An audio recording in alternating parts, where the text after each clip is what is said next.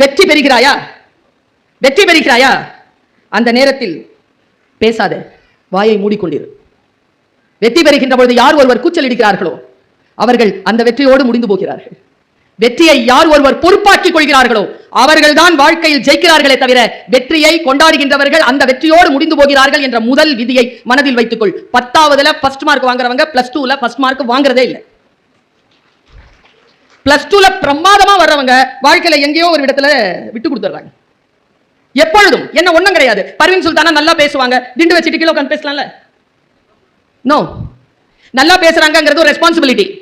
இவ்வளவு நம்பி வந்திருக்கிறீங்கல்ல, அப்ப அதை விட இன்னும் நல்லா பேசினாதான் அடுத்த கூட்டத்துக்கு வந்து உட்காருவீங்க.